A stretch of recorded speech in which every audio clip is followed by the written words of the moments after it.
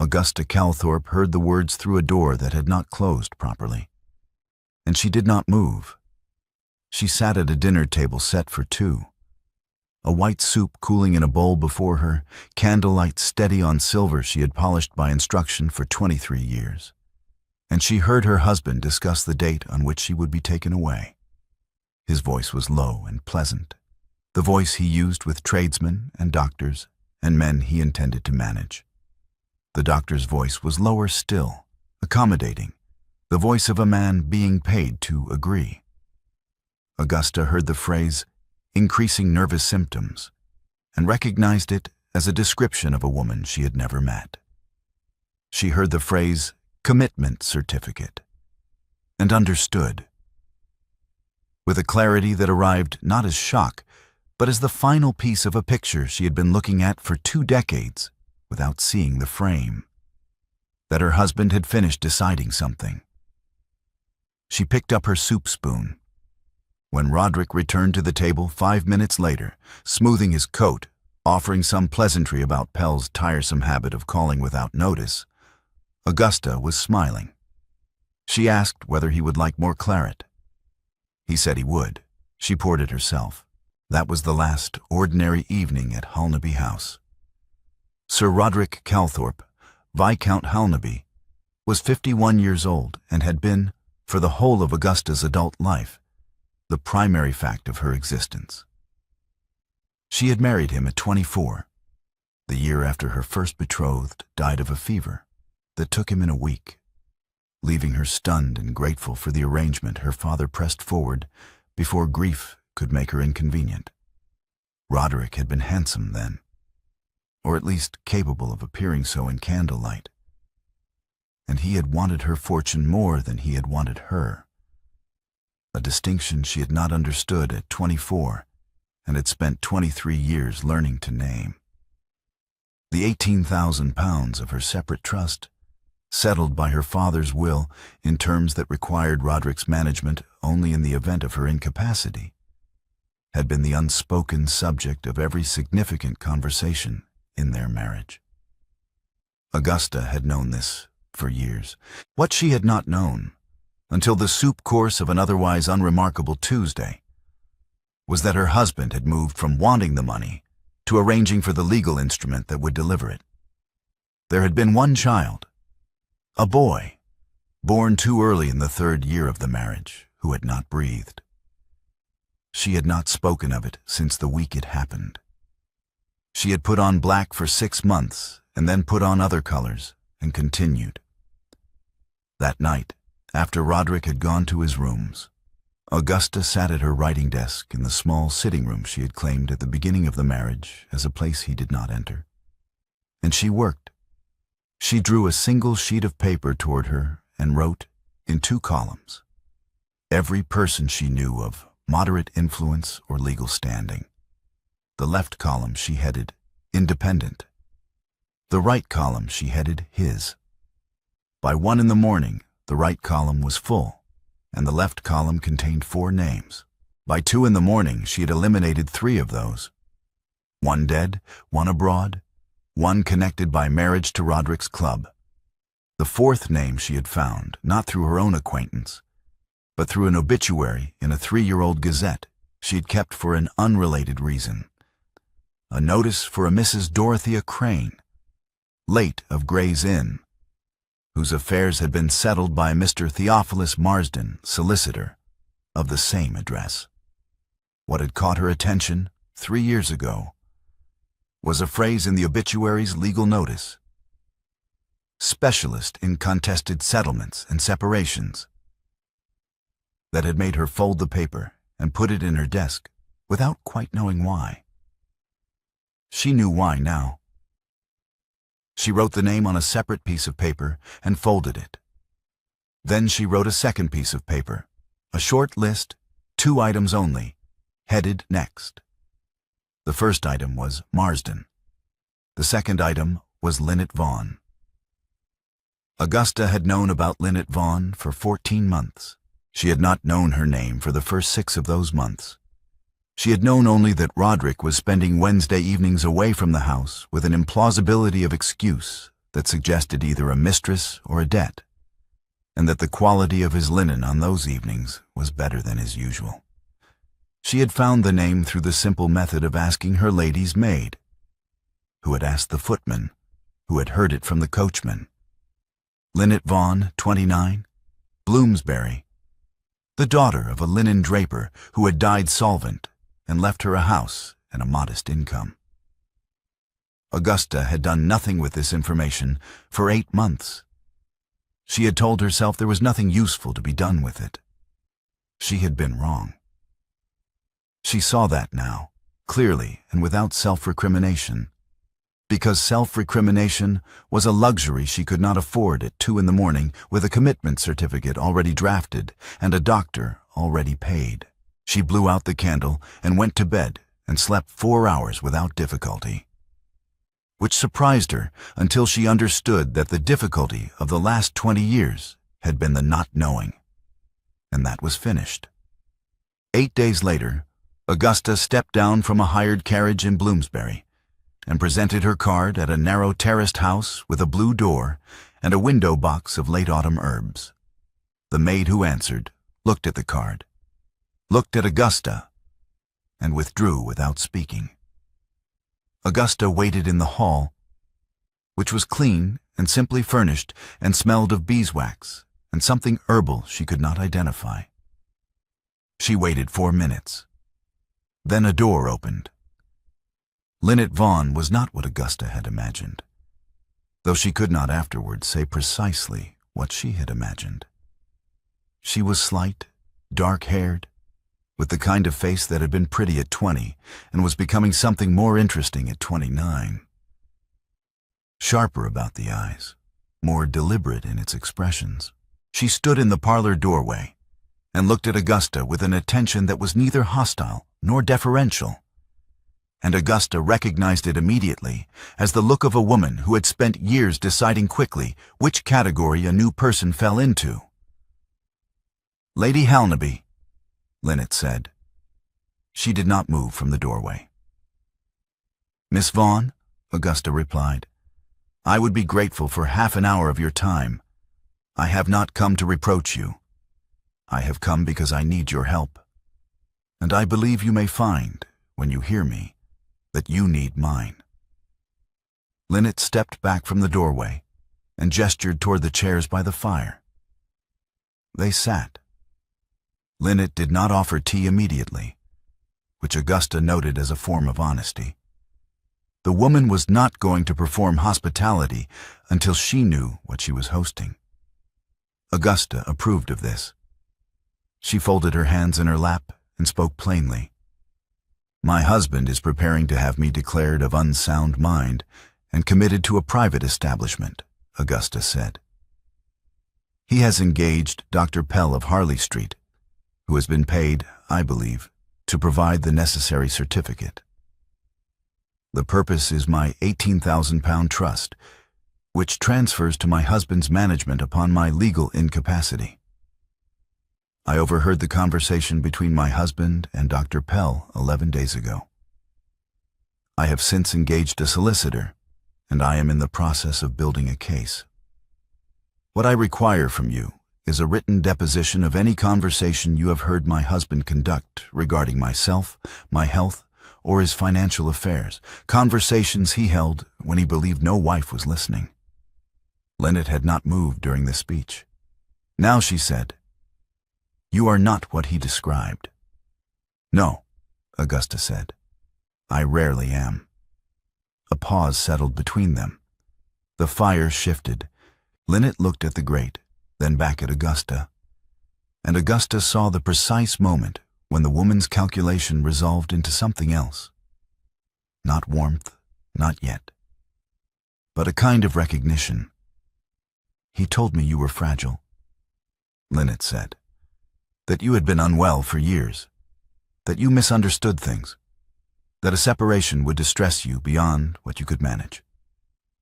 She paused. "He said it with great concern." "He has been practicing that concern for some time," Augusta said. "I thought—" Linnet stopped. She began again. I told myself it was a private matter between a husband and wife. I told myself I had no standing to form an opinion. You have standing now, Augusta said. He used you to build a picture of a sick woman. Every conversation you had with him in which he described my condition is evidence of premeditation. You are not an accessory to anything he has done, but you are a witness to it, and I am asking whether you are willing to say so. The silence that followed lasted nearly a full minute. Lynette looked at her hands, then at Augusta, then at the window where the afternoon light was fading over the rooftops of Bloomsbury. When she finally spoke, her voice had changed, quieter, and with something in it that Augusta thought might be relief. He does not love me, Lynette said. I have known that for some time. I told myself it did not matter. She paused. It turns out it mattered a great deal. Then we are both women who told ourselves something that was not true, Augusta said. And we are both, as of this afternoon, finished with that. The tea arrived. They drank it. The conversation ran another hour and 40 minutes. And by the end of it, Augusta had what she had come for, Lynette's agreement to provide a full written deposition. And something she had not expected, which was the beginning of a respect for this woman that had nothing to do with the circumstances that had brought them to the same parlor. The following afternoon, Augusta called at Gray's Inn. Theophilus Marsden's chambers were on the second floor of a building that smelled of old paper and coal smoke, and he received her in a room lined with case files that had been organized with a precision she found immediately reassuring. He was a tall man, lean and slightly angular, with gray beginning at his temples and a stillness about him that suggested he had long ago stopped using movement to fill silence. He read her initial letter of instruction, which she had sent the previous day, then set it down and looked at her across the desk. You understand, he said, that a petition for separation on the grounds of fraud and conspiracy to commit will require evidence of a standard that most London firms would decline to pursue against a Viscount. I understand that, Augusta said. That is why I am not at a London firm. I am here. He considered this. I should tell you what the case will cost me if it proceeds, he said. My daughter is recently betrothed to a young man whose family moves in your husband's circle. If I take this case publicly, that connection becomes untenable. My standing in the inns has been built on 25 years of careful practice. Cases that were right, but not costly. This case is different. I may lose clients. I may lose the inns entirely if the opposition moves against me. Augusta looked at him steadily. And? He answered without hesitation. And I will take it, Theophilus said. I want you to know the cost, because I am not taking it without knowing it myself. But I have been doing small versions of this work for 25 years. And I think the reason I have been doing small versions is that I was waiting to be capable of the real demand when it arrived. He picked up his pen. It has arrived. Tell me everything, from the beginning. Augusta told him. She spoke for 2 hours without notes, and he wrote without interrupting. And by the time she finished, the room was dark, and he had lit the lamp on the desk, and the fire had been built up twice by a clerk who moved quietly and asked no questions. You will not return to Halnaby House, Theophilus said when she finished. No, Augusta agreed. Where will you stay? I have identified a hotel in Marylebone. My husband does not go to Marylebone. She paused. I will write him a letter this evening telling him I am visiting my cousin in Kent. He will believe it for at least 2 weeks, possibly 3. He thinks I have no reason to run. He is not accustomed to women who make lists, Theophilus said, and something in his tone was not quite dry and not quite warm, and was entirely, she thought, the voice of a man who meant what he said. She moved to the hotel that week. She wrote Roderick a pleasant letter about Kent. She slept, for the first time in 11 days, without waking before dawn. The work began in earnest in the first week of December. Augusta, Lynette, and Theophilus met on Tuesdays and Fridays in the Gray's Inn chambers, seated around the central table with the case files arranged between them. The first order of business was Lynette's deposition.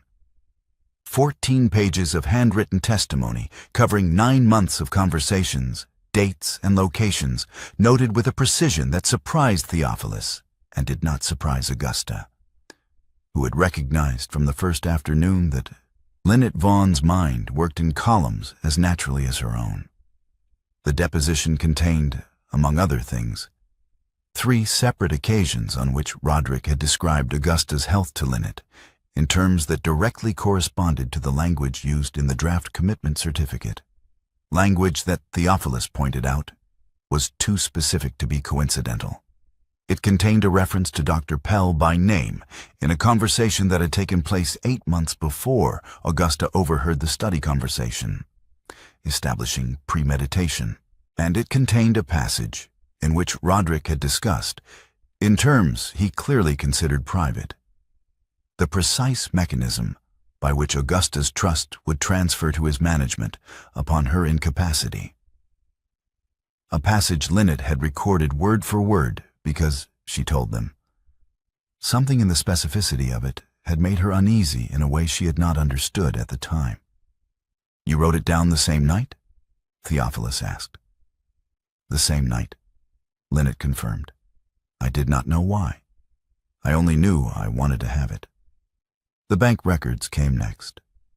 Theophilus had a contact at the institution through which Dr. Pell conducted his practice accounts, and through a process Augusta did not ask him to detail, he obtained a record of 3 payments made over 6 months, substantial, regular, and entered in the ledger under a description that was almost insultingly vague.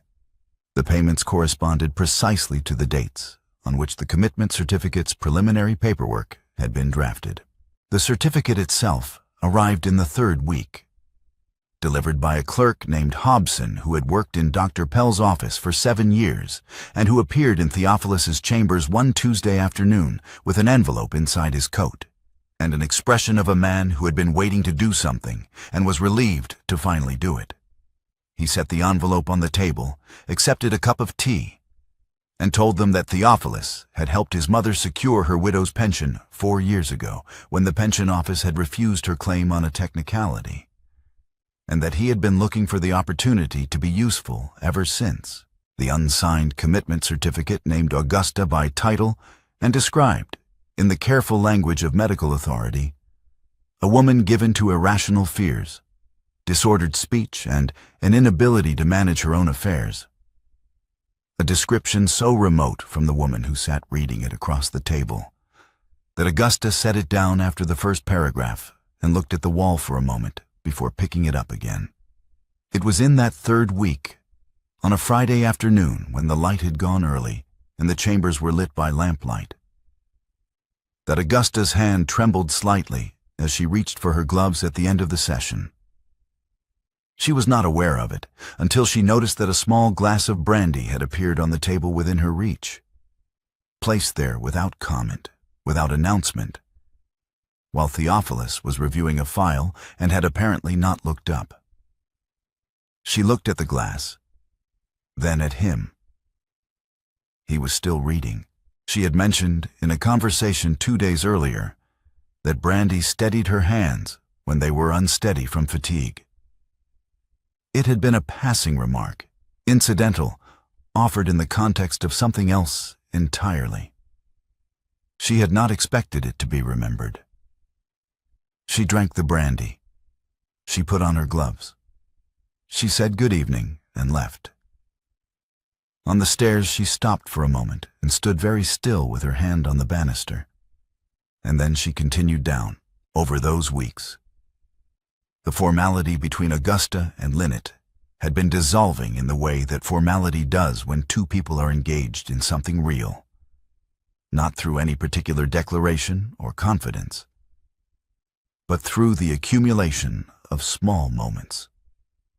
A look exchanged when Theophilus made a dry observation, a shared impatience with a particular form of legal language that required the same clause to be stated 4 times in succession. The afternoon Lynette arrived with her hair not quite right because she had walked fast in the wind and had not stopped to correct it, and Augusta did not mention it, and Lynette noticed that she had not mentioned it and said, without looking up from the file she was reading, "Thank you." By the 5th week, they were taking tea alone together in the small room off the chambers, without any legal pretext for the meeting, simply because the work had made them people who had things to say to each other. It was Lynette who found the thread that changed the shape of everything. She had been following a rumor, the kind of rumor that exists at the edges of social circles, never quite spoken directly, referred to in the past tense and in low voices. A woman in Bristol, 3 years earlier. A husband of good standing. A doctor. Lynette had heard the edge of it from a woman she knew socially, and had pressed carefully until she had a name. Mrs. Mary Holloway. And a location, which was not Bristol at all, but a private asylum in the West Riding of Yorkshire. Lynette traveled alone, telling neither Augusta nor Theophilus until she had something definite to bring back. She was gone 4 days. When she returned to the chambers on a Thursday morning, she set her coat and hat on the chair by the door with a deliberateness that made both Augusta and Theophilus look up. And she sat down at the table and placed before them a folded document with a witness seal. "Her name is Mary Holloway," Lynette said. "She is 34 years old. She was committed to the Halford private establishment in November of 1852, certified by Dr. Pell of Harley Street as suffering from melancholic delusions and an inability to manage her own affairs. She has been there for 2 years and 7 months. She is entirely lucid. She knew who I was within 5 minutes of our first conversation, and asked, in the second conversation, whether I had brought a copy of the Lunacy Act with me, because she had been trying to obtain one for 18 months. Lynette paused. "Her husband's name is Mr. Gerald Holloway. He is a business associate of your husband's from the Bristol days. And her separate property, which was settled on her by her father's will, transferred to her husband's management, in full upon her certification." The room was very quiet. Augusta did not move. Theophilus set down his pen. "The same doctor," he said. "The same doctor," Lynette confirmed. "The same language in the certificate. I compared it with ours. The same payments in the same bank, though I had to work harder for those. And the same pattern. A wife with a separate trust, a husband who wanted access to it, a doctor who could be engaged to provide the mechanism." She unfolded the document. "This is Mary Holloway's deposition, witnessed by the asylum's own chaplain, who agreed to witness it because he has been troubled by her case for 2 years and had no legal avenue available to him until I provided one." She began to read. Her voice was steady and clear, and she read every word, and the words described 2 years and 7 months of a lucid woman inside walls she had not chosen, writing letters that were not sent, requesting legal counsel that was not provided, asking questions that were answered with sedatives. Augusta listened without moving. When Lynette finished, she placed the document on the table and folded her hands on top of it. Theophilus stood and went to the window. He stood there for a moment with his back to them, looking out at the gray December courtyard of Gray's Inn. Then he turned around. "This is no longer a petition for separation," he said. "It is a criminal conspiracy, and it has been running for at least 3 years, and it involves at minimum 2 husbands, 1 doctor, and a pattern of conduct that the College of Physicians will not be able to ignore when it is placed before them with documentation." He came back to the table and sat down. I need to tell you both what this means for the strategy, and I am not going to soften it. We cannot move on the separation alone. We must file simultaneously on 4 fronts: the separation petition, which we already have; a habeas corpus application for Mrs. Holloway, which I will draft this week; a criminal complaint naming Pell, your husband, and Holloway for conspiracy to defraud; and a formal complaint to the College of Physicians requesting Pell's suspension pending inquiry. We file all 4 on the same day, before your husband can reach Pell and have him alter records. If we move on one without the others, one without, Roderick will have time to manage the story. When? Augusta asked. 6 weeks, Theophilus said. Possibly 5. I need to draft the habeas application and the criminal complaint from scratch, and both must be airtight before they are filed. The separation petition is nearly complete. The college complaint will take me a day. He looked at her directly. It will be a great deal of work. I am aware of that, Augusta said. I have not finished, he said. Mrs. Holloway must be freed before the dinner. Augusta looked at him. What dinner? Your husband sent you a birthday dinner invitation 2 months ago, Theophilus said. Your place is still set at his table. You are going to accept it. The quiet that settled then was of a different kind than any that had come before it. Augusta looked at the document on the table, then at Theophilus, and understood what he was proposing. You want to use the dinner, she said. I want you to use the dinner, he said. It is your dinner. It is your house. It is your marriage he attempted to destroy, and your name he intended to commit to an asylum, and your trust he was prepared to steal. The dinner is where you end it, in front of every person in that room who will spend the rest of their lives knowing what they witnessed. He paused. If you want it to end that way. Augusta looked at Lynette, who was watching her with an expression that was not quite a smile, but contained the possibility of one. Yes, Augusta said. That is exactly how I want it to end. The Bristol discovery doubled the work, and the work was already considerable. Theophilus drafted the habeas corpus application and the criminal complaint simultaneously, working across a desk that was never clear of paper, while Augusta cross-checked every date in Pell's records against her own household accounts. A task that required her to sit with 5 years of domestic ledgers and trace, entry by entry, the pattern of Roderick's expenditures in the months surrounding each of the doctor's visits. The pattern, when it emerged, was exact. The 10th week was the hardest. It was a night in mid-January, the kind of cold that made the streets outside the hotel feel like another country. And Augusta sat in her room with a candle and a copy of the draft habeas petition and worked a calculation she had been avoiding. She took the date of the study conversation, the date the commitment certificate had been drafted, the rate at which such proceedings typically moved, and she arrived at an answer. 18 months, perhaps 20. That was how long she had had. That was how close she had come to being Mary Holloway. She sat with that for a while. Then she put on her coat. She arrived at the chambers at 11:15. The building was dark except for the light in Theophilus's window.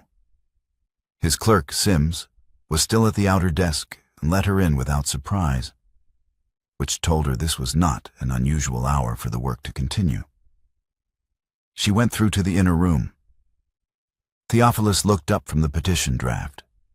He took in her coat, her face, and the hour, and said only, "Sit down," gesturing to the small sofa by the fire. "I came to verify the clause about the certification date," she said. "Paragraph 4 of the habeas application." "I know which clause you mean," he said. "It is correct. I checked it this afternoon."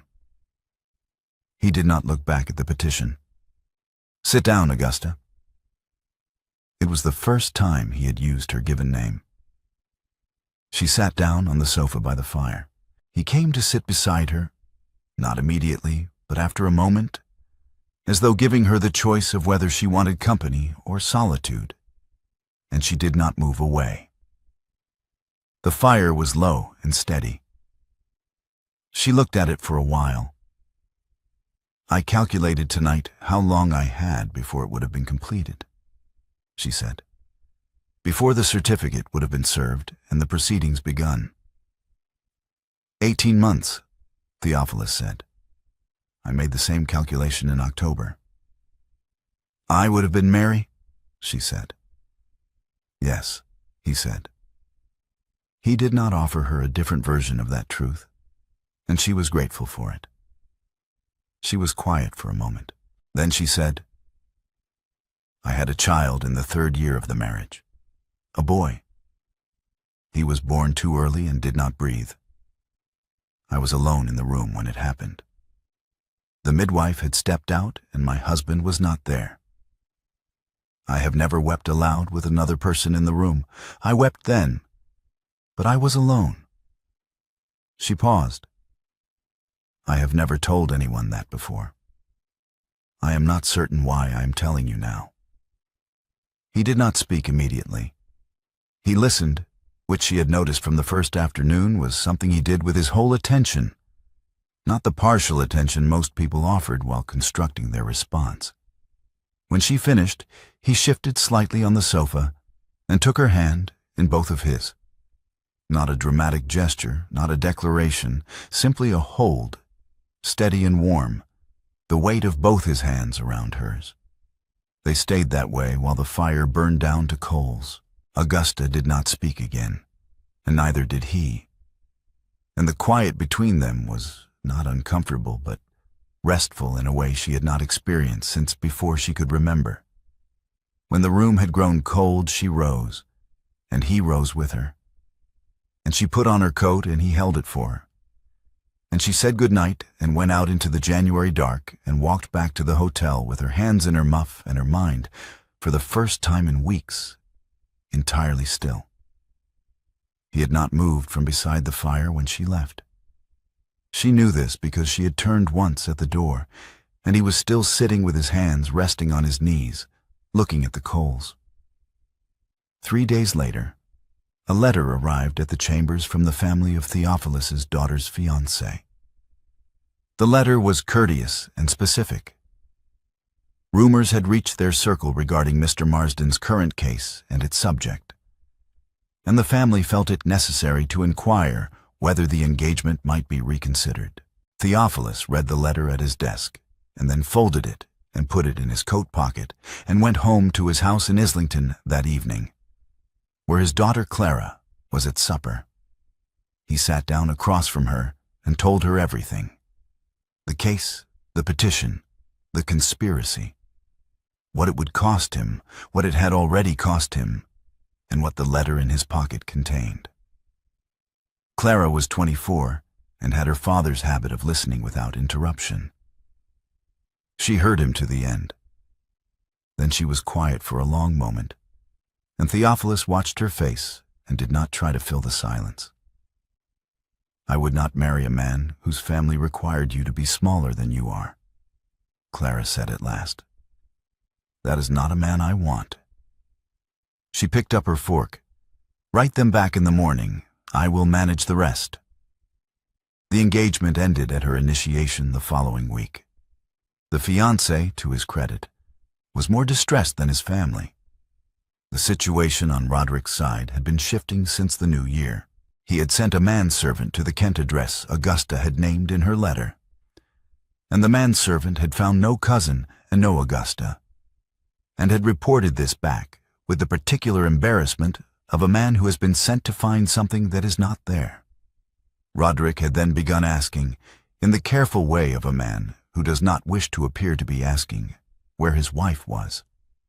His aunt, Lady Branscombe, a formidable woman in her early 70s, who had strong opinions about the proper conduct of marriages and the improper conduct of wives, called at the Gray's Inn Chambers one Thursday afternoon and was received by Theophilus in the outer room. "I am inquiring on behalf of my nephew, Sir Roderick Calthorpe, as to the whereabouts of Lady Halnaby and the nature of any professional engagement you may have undertaken on her behalf," Lady Branscombe said. She delivered this with the authority of a woman accustomed to receiving answers. "The matter is privileged, Lady Branscombe," Theophilus said pleasantly. "I am not at liberty to discuss it. May I show you out?" Lady Branscombe looked at him for a moment, with the expression of someone recalibrating. "You are aware," she said, "that my nephew has considerable influence in legal circles." "I am aware of a great many things," Theophilus said, and opened the door. The story had begun to circulate in drawing rooms by the end of January, distorted, incomplete, but spreading in the particular way that London stories spread when they involve a viscount and an absent wife and a solicitor of no social standing whatsoever. Roderick's version, Augusta gathered from Theophilus's reports, involved a wife in the grip of a nervous crisis who had been taken advantage of by an unscrupulous lawyer. It was, she noted, a version that required her to be exactly what the commitment certificate said she was. In week 8, on a gray February afternoon, Theophilus read Mary Holloway's Yorkshire deposition aloud into the formal record. The full document, every word, for the purpose of the criminal complaint. Augusta sat across the desk and listened to the chaplain's witness testimony describing Mary's condition, her clarity, her requests, her letters that were not sent.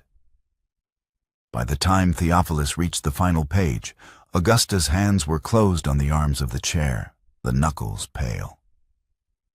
Theophilus finished reading. He set the document down. He reached across the desk and placed his hand over hers, not the gentle, tentative gesture of someone uncertain of their welcome, but a firm, deliberate weight. A hand that said he was present and would not withdraw. He held it there for a long minute. Augusta looked at his hand on hers. And then she turned her hand under his and pressed it once. And he felt it and did not move. And neither did she. And the fire in the grate went on burning, and the February light went on fading through the windows of Gray's Inn. And that was the first touch either of them had chosen. They filed on a Thursday in the second week of February.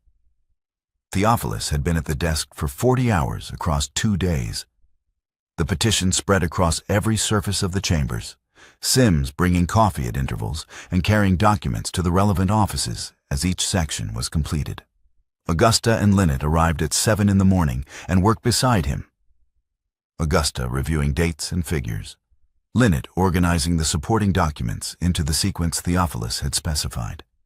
At 10:30, the final packet was sealed. At noon, Sims carried it to the court. Augusta wrote her acceptance of Roderick's birthday dinner invitation that afternoon and sent it by the evening post. The habeas corpus action for Mary Holloway was heard 3 days before the dinner. The judge, presented with Mary's deposition, the chaplain's testimony, and the bank records showing Pell's payments, granted the writ within the hour. Mary Holloway walked out of the Halford private establishment on a Tuesday morning, accompanied by Linnet in a hired carriage, and was installed in a cottage outside London with her sister, who had been trying to reach her for 2 years. Mary was small and thin and moved carefully, as people do when they have spent a long time in spaces where movement was restricted. She sat in the carriage with her hands in her lap and looked at the countryside passing outside the window, and did not speak for a long time. Then she said to Linnet, "Who is the solicitor?" "His name is Theophilus Marsden," Linnet said. Mary was quiet a moment. "Tell him," she said, and stopped and began again. "Tell him I would like to thank him when there is an occasion for it." "You can tell him yourself," Linnet said. "He will be at the dinner." Roderick's birthday dinner was held on a Friday evening in the second week of February at Halnaby House. The dining room lit with 40 candles and the table set for 20.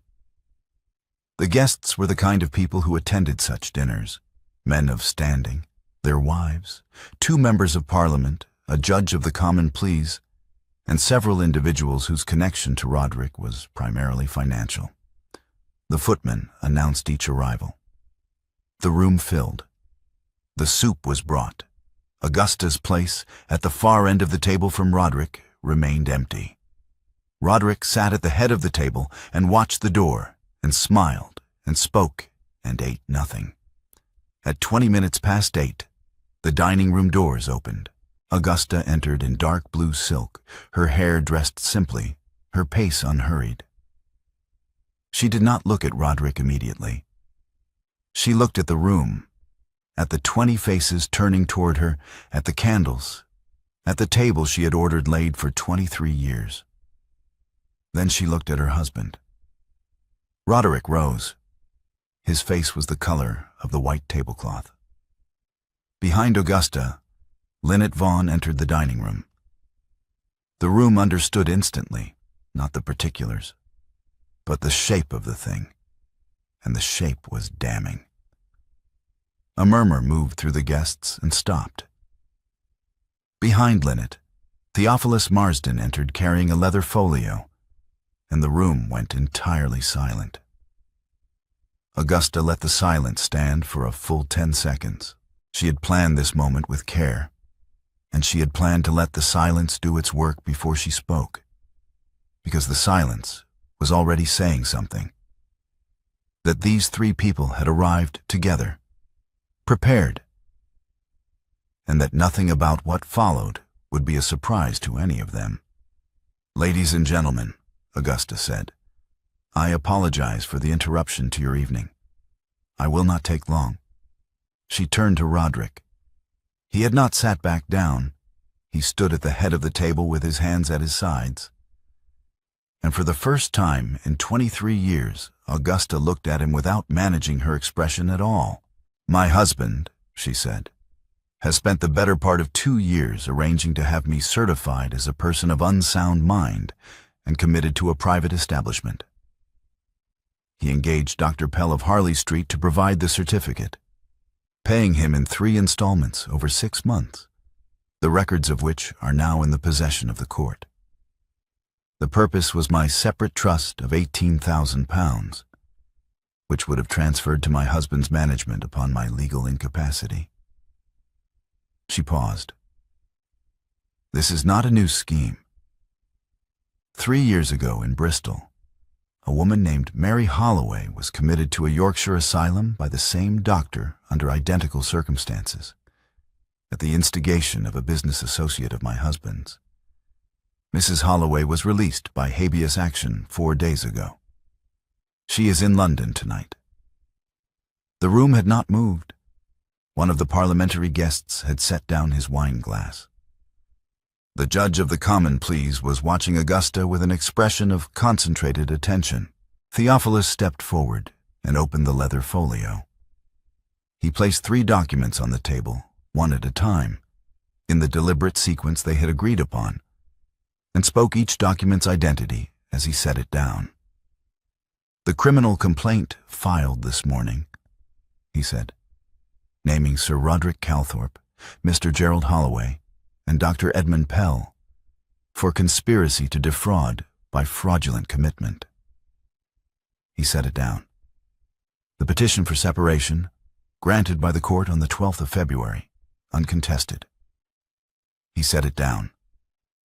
"The notice of suspension issued by the College of Physicians to Dr. Pell, pending inquiry into his conduct in the matters of Mrs. Augusta Calthorpe and Mrs. Mary Holloway."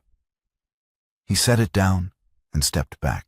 Roderick said, in a voice that was almost steady, "Augusta, you are—" "I am not unwell," Augusta said. "I am not disordered. I am not fragile. I am not any of the things you described to your doctor, or to your mistress, or to your aunt, or to anyone else you required to believe a particular story about my mind. She looked at the room, at the 20 faces, and her voice was clear and entirely calm. I did not come here this evening for an apology. I came so that no one in this room, no one who sits at this table tonight or speaks of this evening afterward, could ever say they did not know, could ever say they were not present, could ever say that what happened to me happened in the dark. She turned away from her husband's face and walked toward the doors. The room did not speak. Lynette fell into step beside her. At the doors, Augusta stopped once and looked back. Not at Roderick, but at the table, the candles, the 20 faces, the room she had managed for 23 years. And then she walked through the doors and did not look back again. Theophilus followed, the folio under his arm. Before she had left the house that evening, before the guests had arrived, before Roderick had come down to the dining room, Augusta had gone to the mantelpiece and placed 2 folded notes there, side by side, addressed in her own hand. They were brief, identical, written with the same pen and the same ink, and they said only, "Notice has been served." The footman found them an hour later, after the room had emptied and the candles had been snuffed, and Roderick had been arrested in the street 2 blocks from Dr. Pell's house, where he had been attempting to arrive before the night was finished. The footman held the 2 notes in the lamplight for a moment, then placed them on the salver and carried them to the butler, who did not know what to do with them. And so they remained on the salver in the hall of Halnaby House until morning, when the solicitor's clerk arrived to take possession of the house's documents, and took them as well. The morning after the dinner, Augusta arrived at the Gray's Inn chambers at 9 o'clock to find Theophilus already at the desk, but not working. He was sitting with a cup of tea and no papers in front of him, which was the first time she had seen him at that desk without papers in front of him. And it made the room look different. Larger, quieter, as though it had been cleared of something. The petition was granted. The criminal charge was filed. Lynette had departed the previous evening for Antwerp, where she had family and where Augusta had insisted, over Lynette's protests, on providing a settlement from the first disbursement of her trust. Enough to establish herself, enough to choose. Mary Holloway was in her cottage with her sister, and had sent through Theophilus's clerk a note that contained only 4 words. "I am outside now."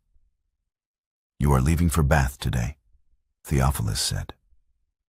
"This afternoon," Augusta confirmed. "I have taken a small house there under my maiden name. Mrs. Augusta Pierce." She paused. It seemed appropriate to begin with the name I had before. She sat down across from him for the last time in this configuration. The 2 of them at this desk, with work between them. There was no work between them now. The desk was clear. "What will you do?" she asked. "With the practice?" "Rebuild it," he said without particular distress. "I have had inquiries already. 3 women whose cases I declined 2 years ago because they were too costly to my standing. I wrote to them last week. They have all responded." He looked at his tea. It turns out that being willing to do the thing that is actually required is a reasonable foundation for a practice. "And your daughter?" "Clara is well," he said. "Better than well. She has taken up residence with a friend and is studying medicine, which she apparently intended to do for some time and did not mention because she thought the engagement would make it impossible." He paused. "She is not wrong that it would have." Augusta looked at him. He looked at her. The morning light came through the windows of the chambers and lay across the clear desk between them. "I do not know yet what kind of woman I will be in 6 months, Augusta said. "I have spent 23 years being a particular kind of woman, and I am finished with that, and I do not yet know what is on the other side of it. She stood and picked up her gloves.